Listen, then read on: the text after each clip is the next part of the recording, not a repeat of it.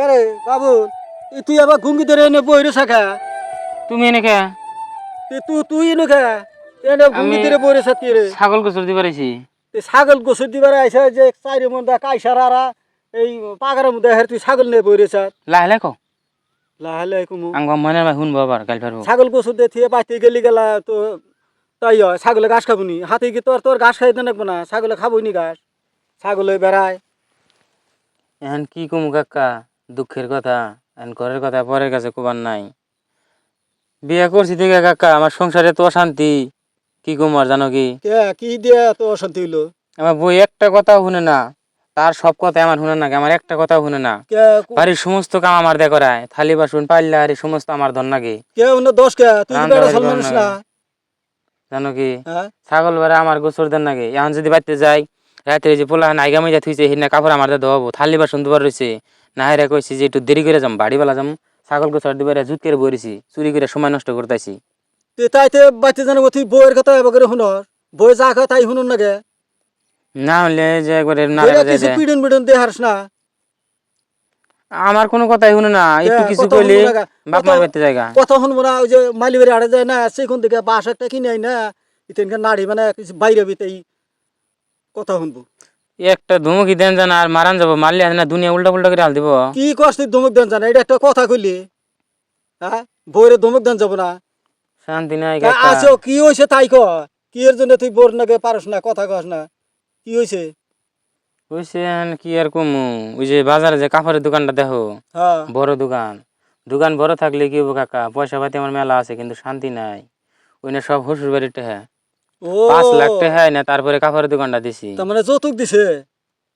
যৌতুক দিছে তাইলে তো বোর কথা কিছু শুনাই নাকবো, তাইলে তো কিছু শুনাই নাকবো। শ্বশুর বাড়ি কিন্তু যৌতুক আনছাও কে?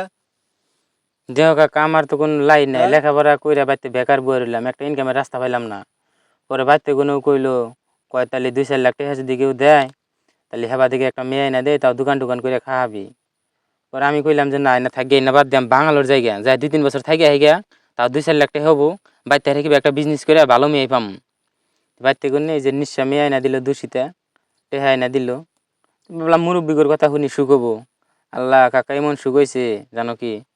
এখন এখন কি করবার স্যার? বিয়া হয়েছে থেকে 1-1.5 মাস পরে থেকে বেনু খাইতেছি, 2টা পোলাহান হইলো।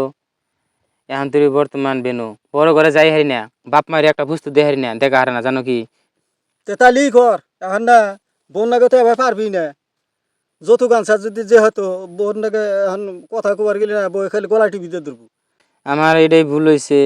আমি যখন লেখাপড়া বাদ দিলাম, বাড়িতে বেকার যদি সময় নষ্ট না করতাম তাহলে বাড়িতে কোনো ফট করে বিয়ার কথাও কইতো না, আমিও বিয়ে করবার চাইলাম। আবার দিয়ে যদি আমি মাসের সাথে যদি বাঙালোর যায় 2-3 বছর থেকে আইতাম, তাও কিছু টেহা হয়তো, বাড়িতে হেরা কিবা একটা বিজনেস করে খাওয়া। গরিব মানুষের একটা মেয়ে লিগেলা বইয়ে তোরে আঁকি তোরে হোসাইও দিত। তা থিয়া বাঙালোর গেলাম না, আঙ্গ মারজন নেই, আঙ্গ মা কান্দাকাটি বাজাইলো, কয় আল্লাহ 2-3 বছর কারণ আমি বাঙালোর গেলাম হাফ ফেলে মরমু, কয় নাকবো না থাকিয়া মাসের মেয়ে না দিয়ে পয়সা আলাদা বিজনেস করে খাওয়া বাড়তেই থাকো। আল্লাহ এমন শান্তি হয়েছে বুঝছাও কি? এই সকাল আছি বেড়া গোসর দিবার নিকে, ছাগল গোসর দিবার নিকে, গোসর দিয়ে নিয়ে বইছেন বাড়তে যাবো, দুনিয়ার কাম করে রয়েছেন, আমার ভাল লাগে না কাকা, একবারে সরমই করে জানো না। বাড়তে যে মানুষ টানুষ আহে দেহে থালি বাসন ধুই, দুয়ার হুড়ি, বইয়ের কাপড় টাপড় দিয়ে দেই, কত সব মাথা ধরে বইয়ের মাথা টিপা দেন নাকি, পুলান কুলে নিয়ে ঘুরি, এইরকম জ্বালা সহ্য হয় কও কাকা। তাহলে তুই তো আমি বুদ্ধি একটা দিলাম, বুঝছা না? তুই এই খেতা বালিস না, এই যে কাপড় চোপড় যা কিছু লাগে ব্যাগের মধ্যে উঠাই না, ব্যাগ নিয়ে কবি যে তোমার মতো তুমি থাকো না, আমি যে বাঙালুর গেলাম। তাও আমি এত কথা শোনাম না, এই কটা তোমার বাবা দিকে। হ্যাঁ, বাঙালুর দেখা আমার সহ্য না কাকা, জানো কি?